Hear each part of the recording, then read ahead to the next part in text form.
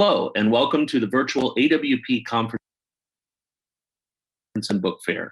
My name is Ryan Stone. I'm a member of the AWP Board of Directors. For accessibility, I'd like to offer a physical description of myself. I'm an average height, middle-aged white male, wearing a navy blue sweater, glasses, and a cap. We are delighted to bring you this event today.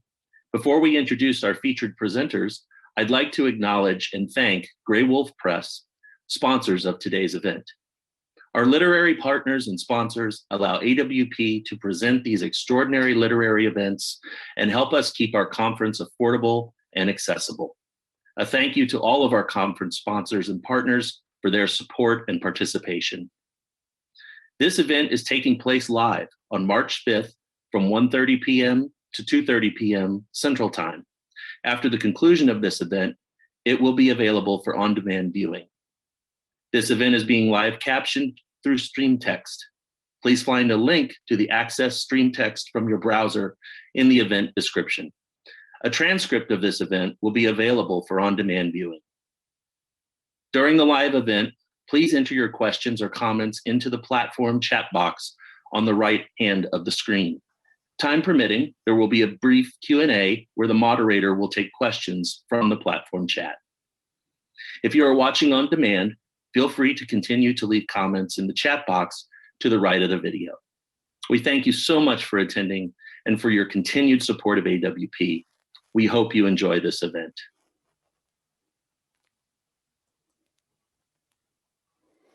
Good afternoon, if that's appropriate for where you are. I'm a mousy-haired, middle-aged British woman wearing a blue scarf. And I'm delighted to be here for this conversation that has been about 2 years in the making. I'm thrilled to think that you're out there, even though I don't see you. And I'd like to extend a warm thanks to my Graywolf colleagues for all the pivoting and rearranging they have done all year. And I think we all feel grateful that literature has been something that has been able to flourish during the pandemic. And I'm certainly grateful to AWP for all their work for hosting us virtually this year. And it's my incredible honor to introduce two mighty Graywolf authors to you today. The first, Marie Mockett, is the author of the novel Picking Bones from Ash, shortlisted for the Sorian International Prize for Writing, and a memoir, Where the Dead Pause and the Japanese Say Goodbye, which was a finalist for the 2016 PEN Open Book Award. Today, we're going to be focusing on her most recent work of nonfiction, American Harvest, God, Country, and Farming in the Heartland, which Graywolf published last year. Marlon James wrote that in it, Marie does not just speak to the Great Divide, she dares to bridge it. Marie received her MFA from the Bennington Writers Seminars, where she now teaches fiction and nonfiction, as well as at the Rainier Writing Workshop in Tacoma, Washington. For the 2019-2020 academic year, she was a visiting writer in the MFA program at St. Mary's College in Moraga, California, and she lives in San Francisco. Second is Jess Rowe, who is the author of 2 collections of short stories, The Train to Lo Wu and Nobody Ever Gets Lost, as well as the novel, Your Face in Mine. Today, we will be discussing his first nonfiction book, White Flights, Race, Fiction, and the American Imagination, which was published by Graywolf in 2019. Alexander Chee warns that once you've experienced this book, you may never read the same way again. Jess lives in New York City and Plainfield, Vermont. He has received a Guggenheim Fellowship, an NEA Fellowship in Fiction, a Whiting Writers Award, and a Whiting Creative Nonfiction Grant. He teaches at the College of New Jersey and is an ordained senior Dharma teacher in the Kwan School of Zen. I feel very proud to be the publisher of these 2 powerhouse thinkers and writers. Both their books truly expanded my mind when I read them. I felt so much admiration for the ways in which they boldly strode, in Marie's case, literally, into different subject areas as they patiently, brilliantly build their arguments. I could go on, but I'm eager to pass the screen over to them. So let's begin with the writers reading, and they can each tell you a bit more about their books. Then we will get into the conversation. Marie first. Thank you, Fiona. And thank you to Jess and to AWP. And thank you to everyone who is attending today. I wish we were all physically together, but I'm very grateful to you for coming to hear us read and speak. I'm going to be reading just a little bit from my book, American Harvest. And it is the story of my journey, really, with a group of custom harvesters who cut the country's wheat every year, beginning in early May. And I travel, they're very different people than I am accustomed to spending my time with. The lead character, Eric, is on the cover of the book, and you will learn a little bit about him. And I will just get started from the beginning of chapter 2. Excuse me. Eric's annual route always starts in Texas because that is where American wheat first ripens. The crew will follow the wheat belt north as it continues to mature. The wheat ripens at a rate of about 20 miles a day. Over the years, Eric has built up relationships with farmers who own land in each of the 7 states, and they all work on the assumption that he is coming to cut their crops. Each year, the arrangements are made on a handshake. There are no paper contracts. For harvest this year, Eric is traveling with Emily and Justin. His older son, Winston, usually accompanies him too, but his wife is expecting a new child, and he will stay home in Pennsylvania with her. 2 other family members are with the harvest crew, Bradford and Bethany, who are brother and sister. Are Eric's nephew and niece. Bradford is 22 and Bethany will turn 20 while on the road. The others are young men from the community back home. Competition to get into Eric's crew is fierce, and most of these boys will have called a year in advance for an interview and a chance to participate. Rain or shine, they will be paid a daily flat fee and will be fed, housed, and given a chance to see the United States. This year there is Luther, the oldest at 25, Michael, who is 22, Samuel, who was also 22, and Amos, who is 23. This is the first year that a woman has been part of the group. Bethany and I will share a trailer that Eric purchased.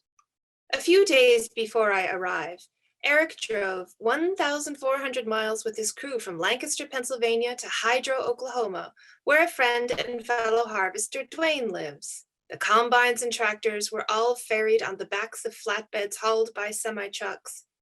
Eric dissuaded me from making this drive and asked me instead to fly to the Will Rogers World Airport in Oklahoma City, where I pick up a rental car, a small SUV that still feels larger than anything I'm used to. I drive through a heavy rainstorm, and after it passes, I see a rainbow in my rearview mirror. Eric has given me directions.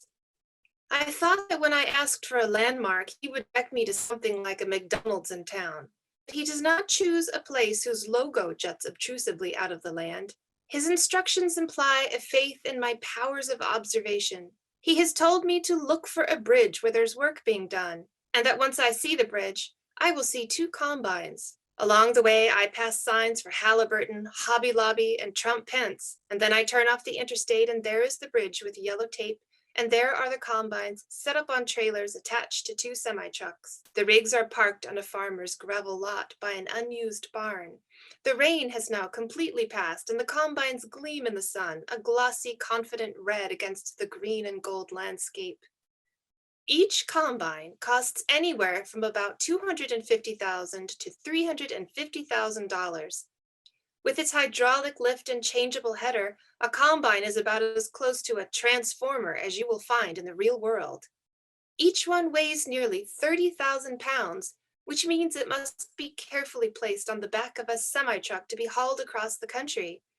All the different pieces of harvesting equipment are a bit like pieces of a puzzle with space at a premium. to accommodate 3 combines, 4 headers, a tractor, 3 grain hoppers, and a grain cart, all of which must be loaded onto 4 semi-trucks. Eric has devised different ways to transport each configuration.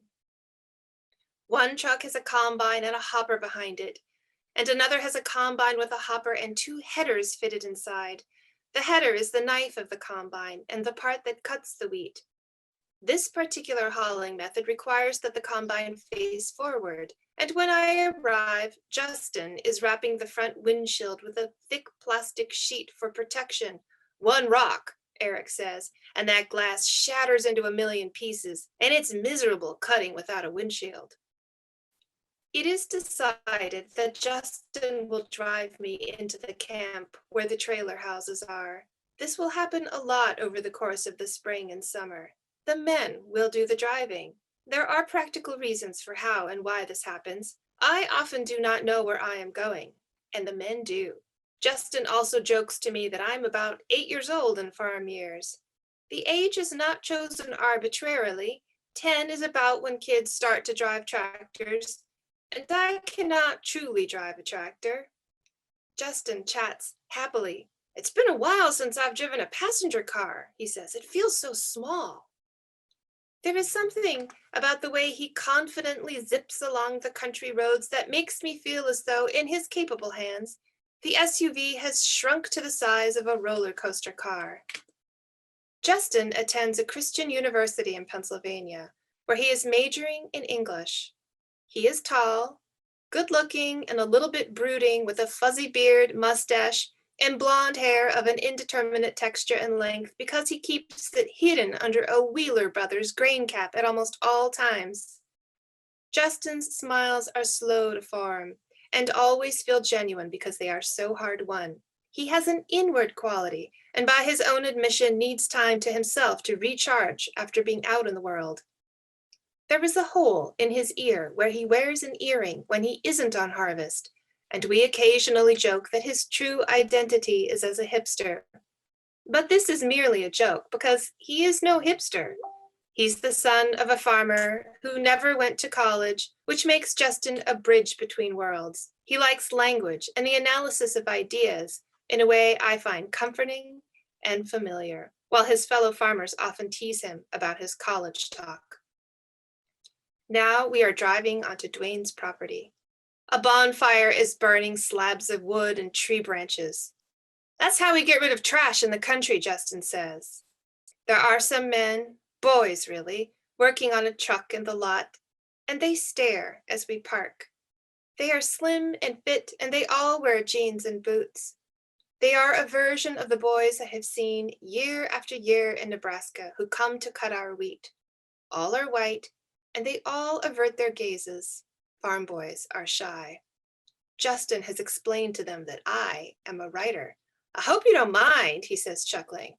"I told them you were from San Francisco, and one of them asked, 'You mean like she's a Democrat?'"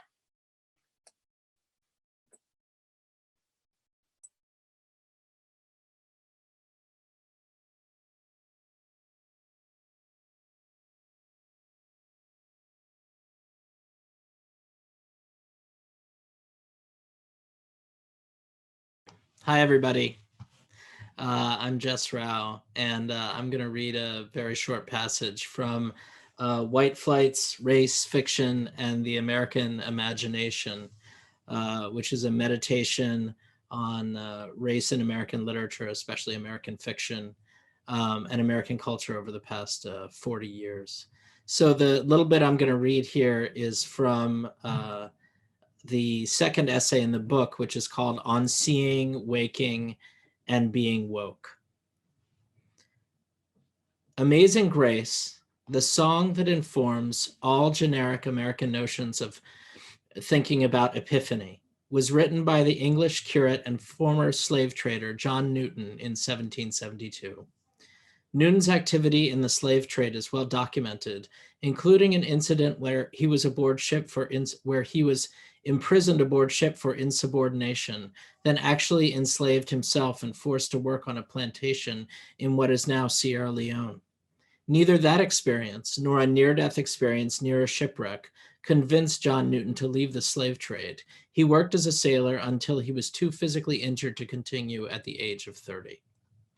Although Amazing Grace is almost universally interpreted as an epiphany about the evils of enslavement, and Newton campaigned for the abolition of the trade later in life, he never described the hymn that way. He wrote it as a meditation on 1 Chronicles 17, chapter 17, verse 16-17, where the prophet Nathan promises David that God will keep his family line intact for all time, a promise Christian theology interprets as foretelling the birth of Jesus. What exactly is the quality of sight implied by the intercession of grace? Newton was a Calvinist who believed in predestination, meaning that anagogia, or seeing above, was not strictly speaking accessible to him. In a sense, the concept of grace itself is a way of leapfrogging over the darkness or occlusion of the Calvinist vision, in which salvation itself is a mystery. In late 18th century England, John Newton's use of the first person seemed crass and unsophisticated, and Amazing Grace as a hymn went almost unnoticed until it reappeared 40 years later in the United States during the Second Great Awakening. In a way that seems obvious if I step back a little from the overfamiliar language of the text, the song's insistence on the singular speaker is its most exaggerated feature. Me, I'm, I, my, I, just in the first two verses. This is a text about seeing myself. As Newton emphasized over and over, the wretchedness and disgrace of the individual sinner and the gift of grace, even when it is not desired, understood, or wanted. In a way, Amazing Grace is not about seeing at all, but about being seen, about the spotlight falling on you for a distinct moment, maybe not entirely unlike Warhol's 15 Minutes of Fame, the hour I first believed. In church revivals, where Amazing Grace plays a prominent part, the spotlight literally falls on the individual sinner making her way up the aisle to the pulpit. It's about the performance of humbling, which should be distinguished from humility in the presence of God, but also the public. This has made Amazing Grace a useful and disarming tool in nonviolent resistance movements, as Mahalia Jackson used it in the 1960s, but it has also concurrently created a psychic model for self-transformation that Americans use in all possible contexts, from discovering a new makeup regime to choosing a health insurance plan. Revelation beams down out of the sky, illuminates my present unhappy state, and changes my life inalterably at that moment. This absolutism of the present, as Charles Baxter writes in his essay Against Epiphanies, always implies that the message comes down to us on Jesus' rays through the clouds complete. The veil of appearances is pulled back and an inner truth is revealed. A moment of radiant vision brings forth the sensation, if not the content of meaning. An epiphany in a traditional religious context was the showing forth of the divinity of the Christ child. It was quite literally an awful moment. Awe governed it. An epiphany is supposed to be immobilizing and transforming. It's supposed to point to the impoverishment or debasement or bad faith of the subject and give a direction for the future. This is an inherently faulty idea on any number of levels, but nonetheless an extremely potent one, the belief that change not only shapes the future, but obliterates the past. Except metaphorically, John Newton did not, in fact, believe this about his own life. It would have been better if he had not survived to write Amazing Grace at all. His epiphany was bought with bodies. Isn't this true of so many of the epiphanies or redemptive moments held up as examples in American culture? The cost of this wisdom is extraordinarily high, yet it's supposed to be canceled or written off like junk bonds or bad debts when the viewer or listener or the speaking subject stops paying attention to it. An interesting property of formalist works of art is this. Their non-formal properties, their content, doesn't actually disappear because they're not highlighted or beside the point. A Campbell's tomato soup can painted by Warhol remains a can of soup made of tomatoes, corn syrup, iodized salt, commercial grade steel. The process of mystification in which a material object or experience is flattened, fragmented, stylized, made reproducible comes at a certain psychic cost. So put it this way, The kind of seeing I'm interested in is the kind that measures the cost of my perceptions. What am I being asked not to see? What kind of seer or artist or person am I being asked not to be? The awkwardness of the syntax implies the torsion of the thought.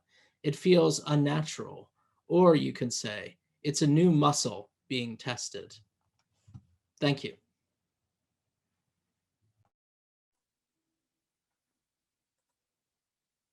Thank you both. So we'll have Marie come back, and special shout out to the hard work that Ben and Nadine are doing. Thank you both very much. So listening to you both makes me want to go to the question about the collective imagination that you're exploring. You're looking at the ways that we think about ourselves and each other and where we're from, and looking at competing ideas of America and what is American as they are affected by racial divides in White Flights and the urban-rural divide in American Harvest. So I was thinking perhaps we could start with you talking about how you approach these divides, your impulses to explore them, to unite them, and whether in fact you think we are dealing with multiple divides. Start there. Who should go first? Either one. Okay. Marie, is it okay if I start? It's perfectly fine. Okay. So what a wonderful question. In the case of White Flights, it was a very long process of considering and reconsidering the fiction that I was originally taught to use as the models for my own writing when I was a very young writer in the 1990s, especially. And when my first fiction teachers really idolized people like Richard Ford, Raymond Carver, Tobias Wolff, Jim Harrison, American male white realist writers of that era, that generation. And it took a long time for me to step out under the shadow of that teaching that viewed those writers uncritically and viewed them as central to the American literary world. And as I sort of worked through my own approach to fiction, as a young writer, I became incredibly disillusioned with that method of teaching, the way that I had been taught, and the way that I had been taught to assume that that canon of writers should always be treated reflexively as central. So for me, it was a process of disillusionment, and then going back and trying to unpack the logic and the poetics of the white writing that I had been thought as central. And once I started trying to do that, then I started unpacking the larger metaphors that were so much a part of the American white, mostly realist fiction tradition of the 1970s, 80s, and 90s. So that's where, that was the divide that I began with in White Flights, was what Michael Chabon calls the apartheid of consciousness in American fiction, that separates work by white writers from work by everybody else. I think I didn't consciously know or acknowledge or articulate that I was addressing a divide until I was speaking to Eric, who's the lead character in American Harvest, and I said, I'm really wondering, and I recount this in the book, I'm wondering why the farmers who I know in Nebraska, who are by and large conservative Christians, and I didn't even really know how to refer to what kind of Christians they were. I just knew that the women tended to show up wearing skirts and no makeup, and the men were always in jeans and boots. So I said, well, they must be conservative Christians. Why are they in favor of GMOs?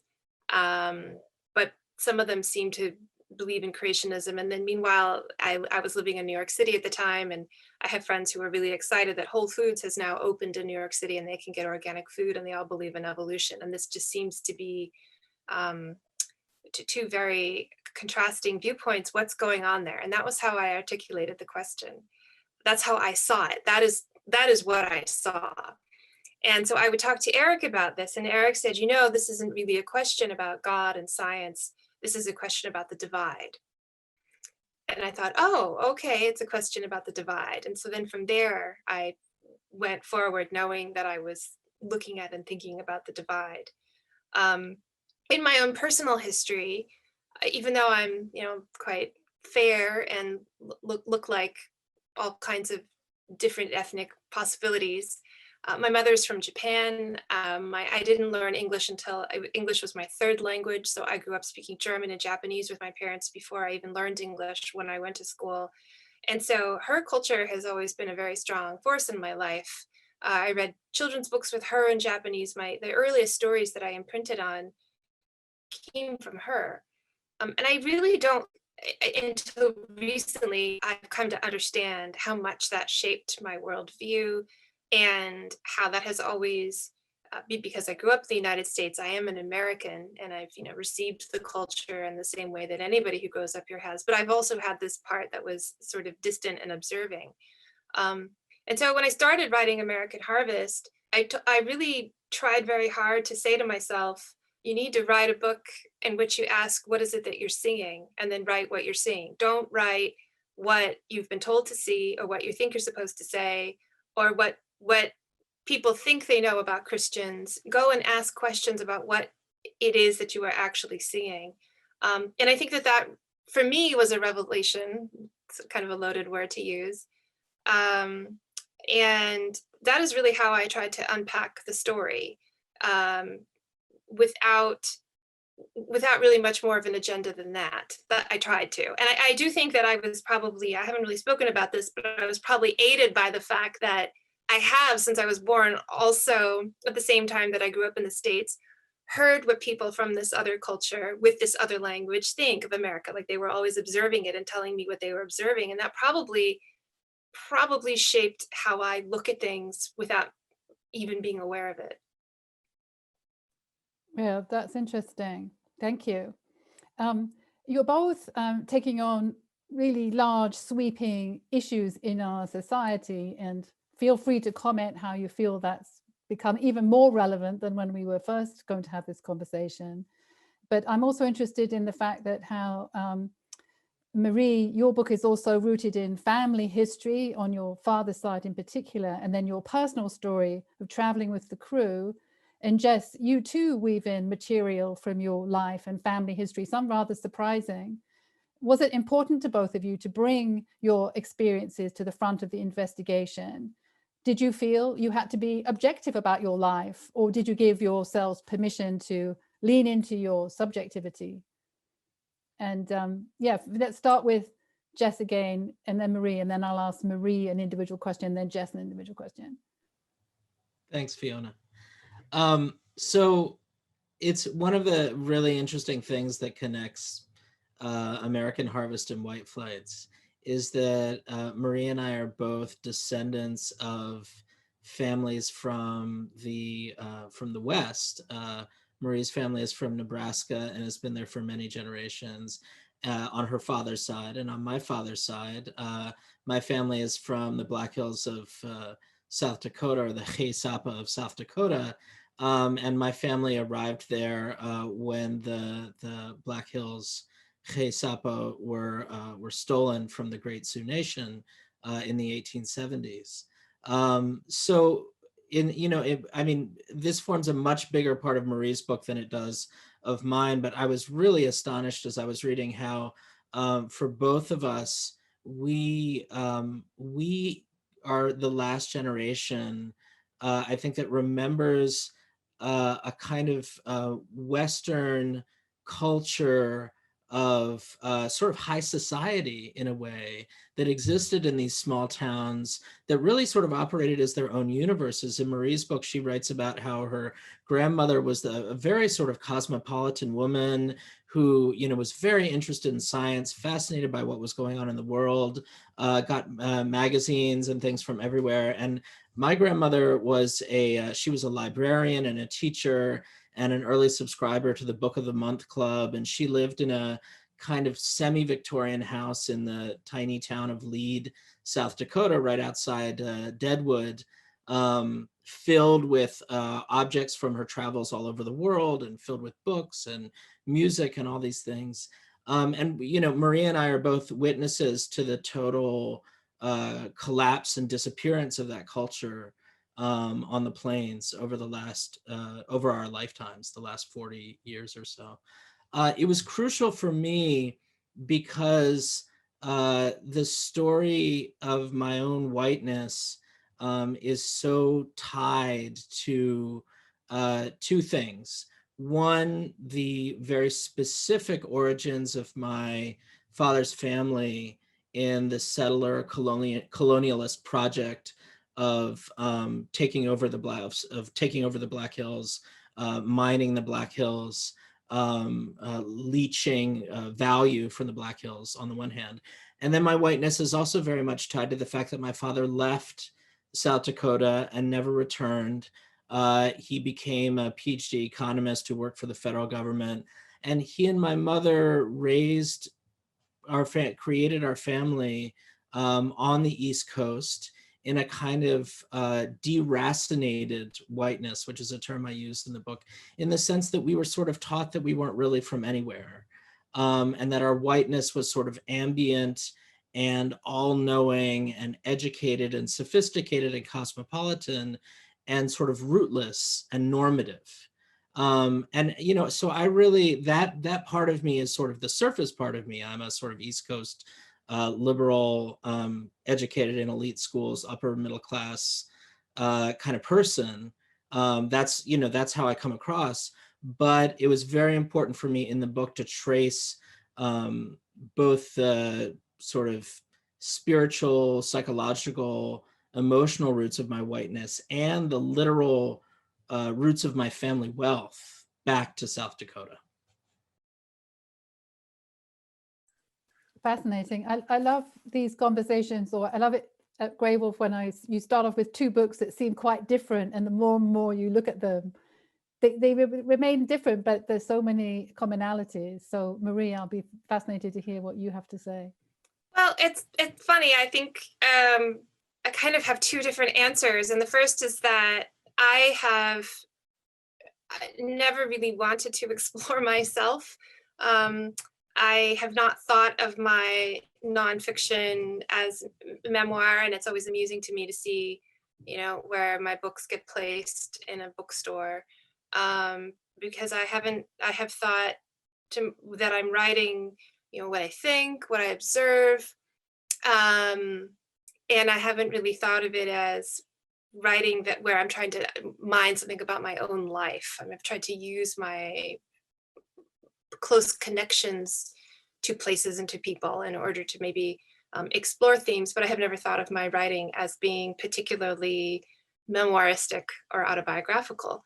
And in the first draft of American Harvest that I sent to Ethan Nasowski, the brilliant Graywolf editor, he said, well, you don't show up until page 80. We actually need you to show up on page 1. You can't just show up on page 80. And I said, well, page 80 is the part where suddenly I'm out in this field of sweet potatoes and the Native Americans say, hey, are you an Indian? And I couldn't leave that out of the book. And so that's when it happened. And he said, well, no, you still have to be present in the story from the beginning. And so then I had to go back and revise. And I think that's the point at which I had read portions of White Flights before, but I really distinctly remember being in my aunt's abandoned condo in Denver, sitting on the floor rereading White Flights, and there's all this consciousness to his himself that Jess just articulated, and that does relate to my personal history too, that then sort of helped me, I think, re-see the role that I was playing in this story of American Harvest, even though I was primarily trying to be other directed, because I think my nature is to want to be other directed than to mine my own story. So I don't know if that's a clear answer, but that's that's kind of how the writing of American Harvest went. Subsequently, of course, I've thought more about my family and their role in helping to settle the West. And then, of course, there's the ongoing story, which is that my family now is essentially a landlord. And I remember, and I say this in the book, I remember the first time someone referred to me as a landlord, and I thought, oh, we're landlords. I never thought of us that way. And I would probably not refer to my father that way. My father really could speak farm and could do anything on a farm. I definitely cannot. I don't have those skills at all. And I remember, for example, my father bought a pickup truck and he was trying to teach me to drive this truck, and the clutch kept slipping and I was very stressed out. And I remember my father saying, well, this is the difference in our upbringing. In one generation, these skills, which were so natural to him, were totally lost for me. No, that's interesting. And Marie, so this question for you, sort of maybe following on from how you ended that answer. In many ways, your book touches on ideas about modernism and progress, particularly in relation to land and food. And you seem unusually open to the various perspectives, as you are throughout the book, to everything. Did you come away with a sense of optimism or mistrust about the nature of our progress and its harms? And do you think about food differently now after that experience? I mean, I think about food differently. So with the very first question you asked us about the divide and if there was a divide or if there were many divides, and I think that, there are many divides. And I do think I also don't, I really caution myself against feeling that the divides that are in the United States are super special, because there are rural and urban divides anywhere in the world where people are modernizing. It doesn't, and irrespective of the sort of form of government that is taking place in that country, a city cannot, because by definition what a city is, it can't produce its own food. The food is going to be grown in a rural environment, and so you see rural and urban conflicts in countries all around the United States or all around the world. So that is one of the many divides. But then, yes, there is this question of modern and not modern, and it's weird. I think I feel like the challenges that we face, both in the United States and just around the world, are so huge, and I feel like I sort of have stopped thinking in terms of whether I feel optimistic or pessimistic about them. I don't know if that makes any sense at all, because I just don't have the expectation that the problem or the challenge can be solved immediately, because there's just so many challenges that we face. Yeah. Yeah, I guess that's my answer. Yes. What? Just staying on you few more minutes. One of the other things you're exploring in the book is Christianity, which you approach from your knowledge more of Buddhism. And again, I love how open-minded you are and open-hearted you are. And I'm wondering how you ended up thinking about Christianity in relation to some of the pain that you also feel about these divides and the unhealability of some of them, perhaps. I was talking about this a little bit last night, and I always worry when I answer these questions. The Bible is full of stories of brothers fighting, and if you look at American Harvest, there are lots of examples of brothers fighting, and there are also examples of strangers fighting. And I almost feel like it's an older-fashioned way of looking at story. When brothers fight, it's the story of brothers fighting is a kind of a stand-in for people who should have everything in common but don't, and fight. And then there are in the Bible strangers who fight, and we live in a world where we see people who are, just to use a shorthand, appear to be different than us, and so we fight with them. So this is a very old struggle. How do we accept our family, and how do we accept quote unquote strangers, and then how do we realize that actually everybody is family. It sounds so hokey when I say it that way, but I realize how profound and how deep and how huge that question is, and how long it's been going on, and I think when I was younger and I read the Bible primarily as a source for, as a foundation of Western culture and as a literary text, I did not think of it as a spiritual text. But spending time with the harvesters made me think, oh, there are people who look at this question of how do I overcome my feelings of violence and this way of looking at others with enmity, and that's a spiritual question. I think that's really pretty profound and totally relevant to the way we live now. And I realize how long humans have struggled with this question and will probably continue to, until they're able to shape the way they see the world and other people in a way that, that is constructive and open-hearted, et cetera, et cetera.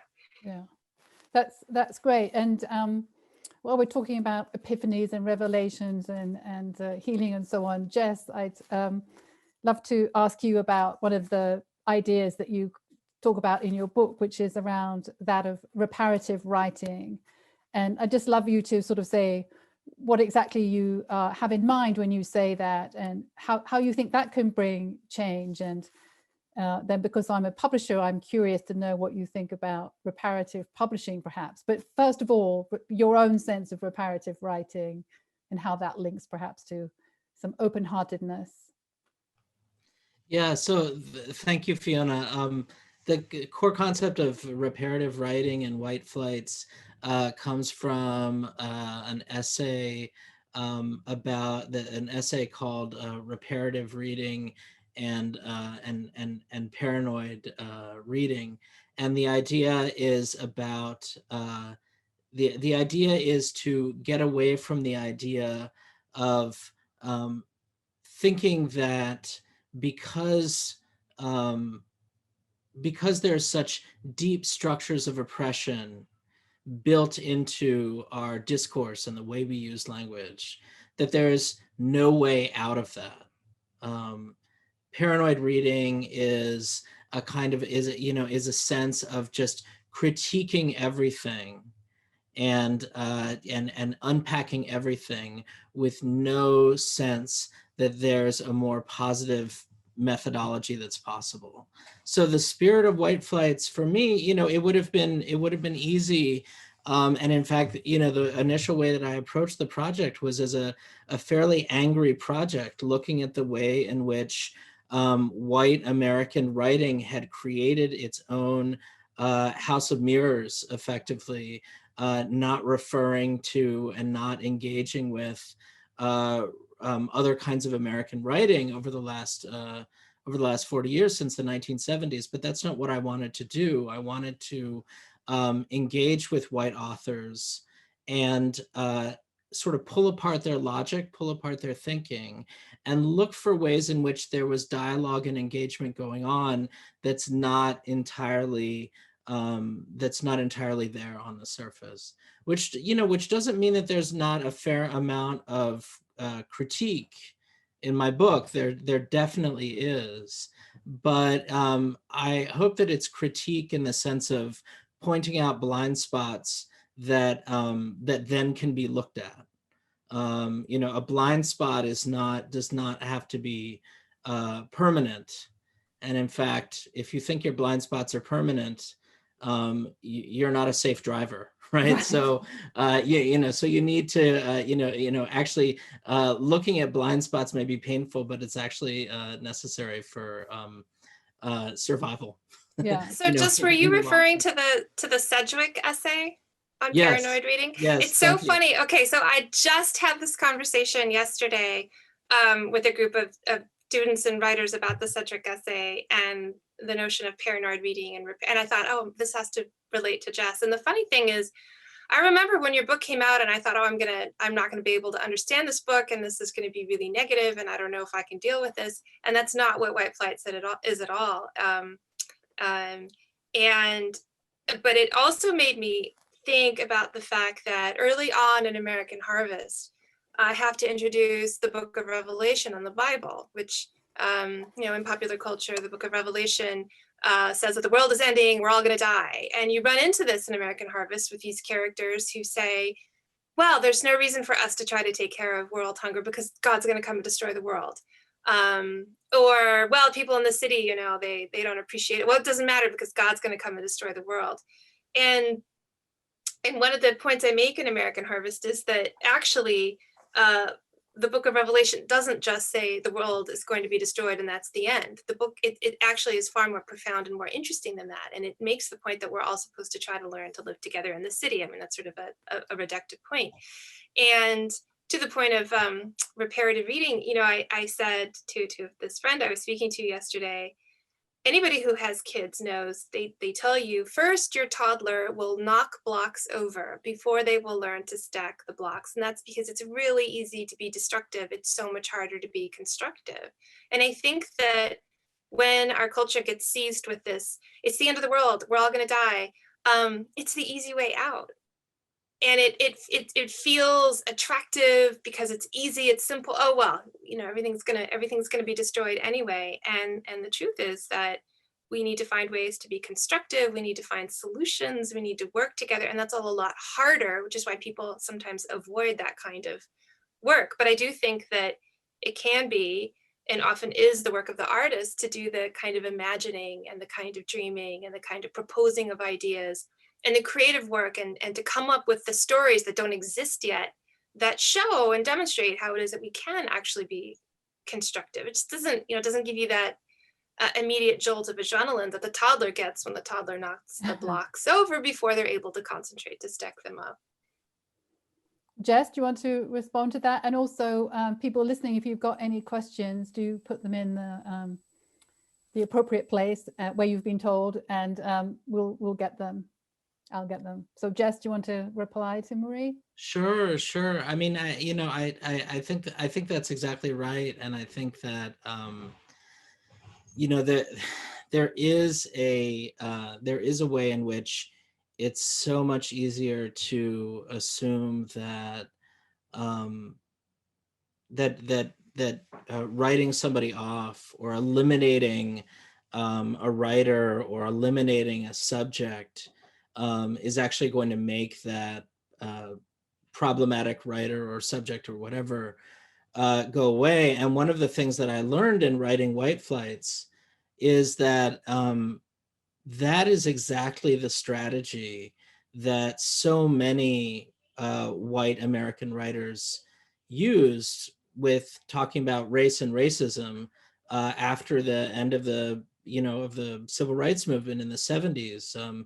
There's a wonderful, I mean, there's many examples of this, but there's an online essay by Tobias Wolff in which he talks about why it is that he never really reflected on the fact that he and Raymond Carver and other close friends of theirs used to exchange racist jokes all the time.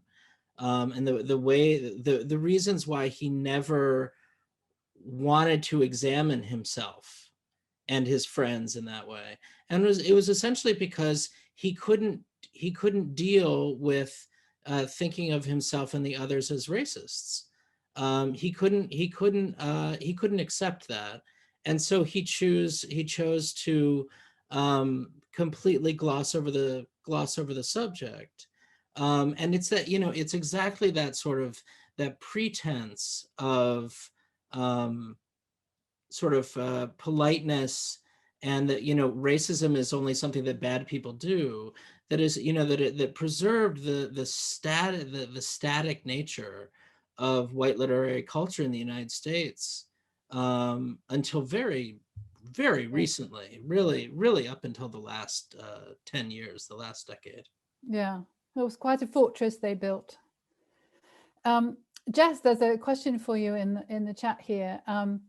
I would love a White Flight that addresses poetry. Any sources for that?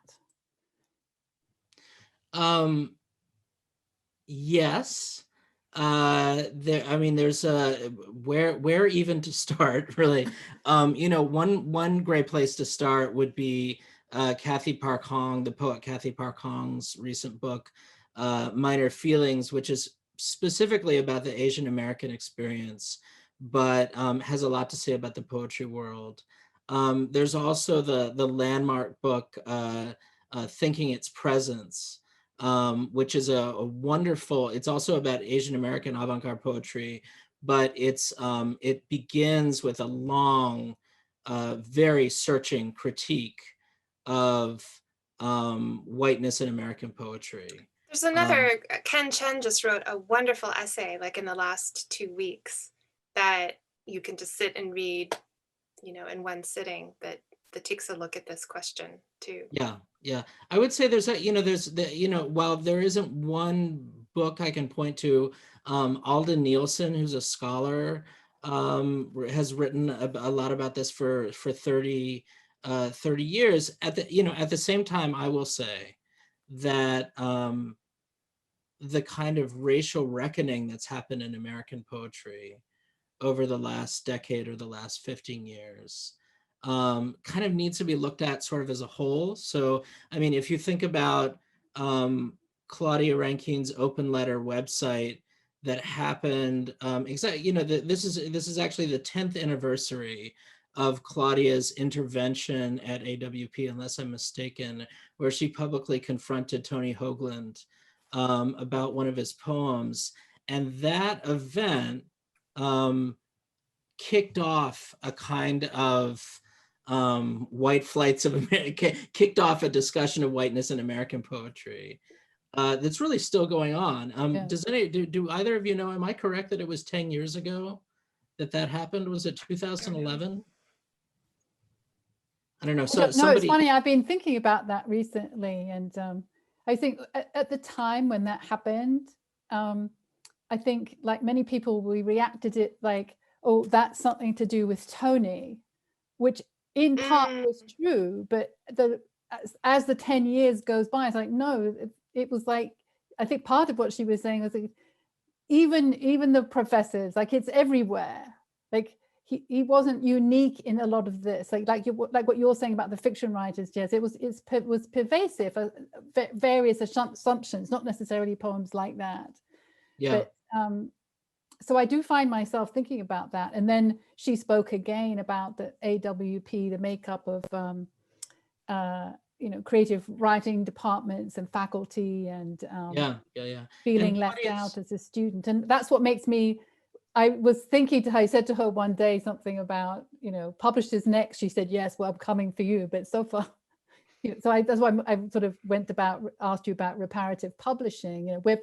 We're part of that. We're an extension of that. We've made our assumptions as well. Well, there's been, I mean, this is an ongoing, obviously an ongoing conversation, but Graywolf has made big steps in the last decade. And also you can see just in the last year, there was an article in the New York Times, I believe it was the New York Times a week ago or a couple of weeks ago, about a whole generation of African-American people who have newly come into powerful roles in the big five commercial publishing world. Lisa Lucas, formerly of the National Book Foundation, is maybe the most well-known. But so there's a there's a historic generational change happening in publishing, for sure. But it really gets down to nuts and bolts issues about accessibility, about pipelines, about how much interns are paid. It really, there's a lot of material realities of publishing, both literary publishing and commercial publishing, that really come into play there. Okay, that's right, Jess. We have another question. Who are the American fiction writers who are doing the scrutiny of whiteness that is necessary for forward progress? And again, Jess and Marie both weigh in on that. I know you both think about this issue. Marie, why don't you go first? Who are the American fiction writers? Yeah. Who are examining whiteness? Yes, who are scrutinizing it. Well, I think of my friend Celeste Ng. I'm going to pass it over to you, Jess. I can give you a long list, and it's, and it comes from all sides. I think somebody like Chang-Rae Lee or Monique Trong, people like that have done really searching work about whiteness from an outside perspective. And then, you have people like Jonathan Lethem, Colson Whitehead. You have very interesting books, problematic, but also very interesting books like Michael Chabon's Telegraph Avenue. I often tell people that one wonderful place to start is a book that was published a long time ago and really couldn't be more timely. It's called White People by Alan Gurganis, who's much more famous for other books of his, but his first book of short stories, White People, which was published, I think, in the early, in 1990 or 91, is a very, very funny, very self-aware, and very queer take on whiteness. That's the background he comes from. And that book is a lost classic. Also Norman Rush's first book, which is just called Whites, which was written before he wrote his much more famous novels, Mating and Immortals. Whites is about white expatriates in Botswana. I was about to say Namibia and embarrass myself, in Botswana. And that is a wonderful book of self-reflection about whiteness. Marie, did you want to come back on that? Or are you fine? I don't really that's have fine. anything to add. I think because I think the sort of thing that I'm looking for that examines whiteness, I'm still looking for. You're going to have to write it, darling. I'm interested in stories that take us out of a certain kind of voice that we're accustomed to, out of a certain kind of assumption of knowing. Yes.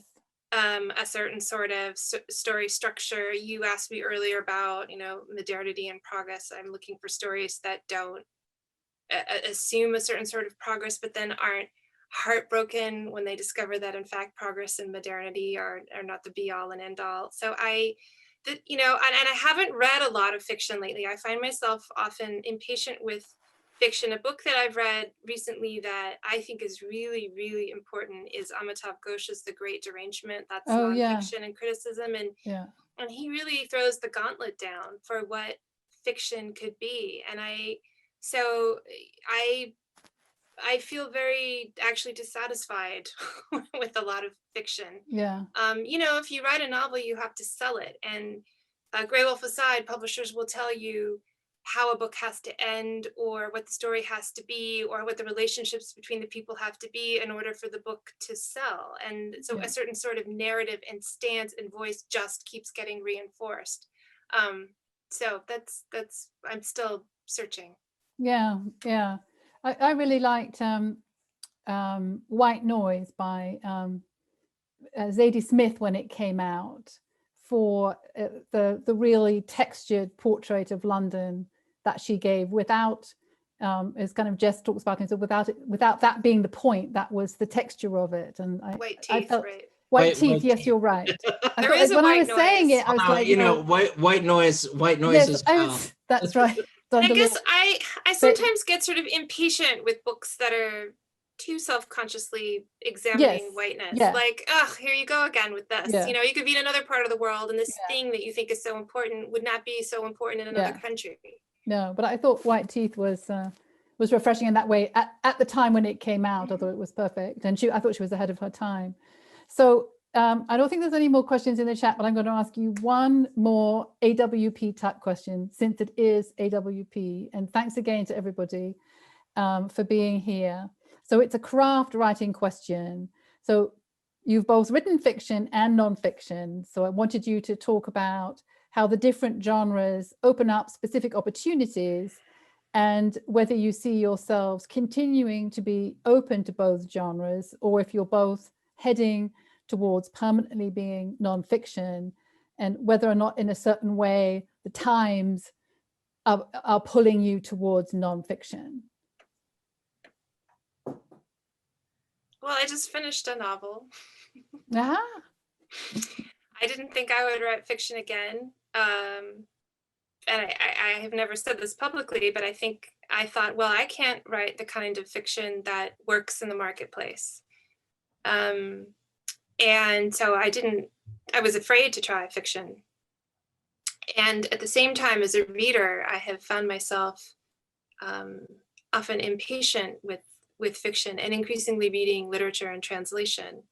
And then all of a sudden I wrote a novel last year. So I will apparently continue to write both fiction and nonfiction. fantastic. Jess, have you written a novel? I have. Great. I'm sorry to lay that on the audience as well. But yes, I'm currently revising a novel that I'm hoping will be out from Echo. I'm hoping for 2023. Let's see what happens. The title is The New Earth. And it's a novel it's about a lot of things. It mostly takes place in 2018. So, in retrospect, it's a novel about the darkest days of the Trump era. But I'm headed also straight into, I hope, new nonfiction projects. I'm hoping to write a book of essays about men and masculinity called On Being Short. That's a project that I have that's sort of in my back. We wish to publish that. Yes. You hear the commitment. I guess I should write. Yes, I also sold you a book, didn't I, Fiona? Yes. I've got multiple irons in the fire. Great. There was one last question going back to the conversation about whiteness, so we'll finish up with that. Any Latinx writers addressing this divide? Latinx racism is downplayed and ignored, which I do think is true. Oh my gosh, yes. It's on my desk, so I'm going to hold it up so people can see. I hope you can see it. Pedro's Theory by Marcos Gonzalez, who's a former student of mine. If you can hold it up, there's a lot of glare. I'm hoping you can see it. Anyway, it's called Pedro's Theory.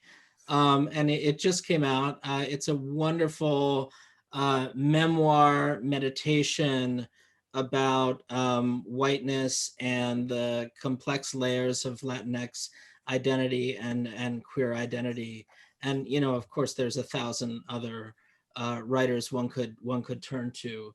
But I really want to give a shout out to Marcos for a very important and groundbreaking book. I am looking forward to Miriam Gerba's book that will be coming out. I don't know her at all, but I admire her greatly, love her writing. I teach her essays, and I learn a lot from her. Yeah. Also, maybe a little shout out to Noemi Press, run by and founded by Carmen Jimenez Smith, that's doing important publishing in this area. So great. Well, thanks to our invisible listeners for your attention, and thanks to Steve Woodward, our AWP captain, and again to Ben and Nadine. But finally, a huge shout out to Jess and Marie. Just it was worth waiting for 2 years. We could have gone on longer, but just fascinating. I felt my mind spinning as the same way that it does when I read your work. So thank you both so much. Fiona, thank you so much. Thank you to Steve Woodward. Ben and Nadine are wonderful ASL interpreters, and everybody at AWP that helped bring this event together. I'll echo that. Thank you so much. Thank you, everybody. Have a good rest of the day. Good rest of the conference.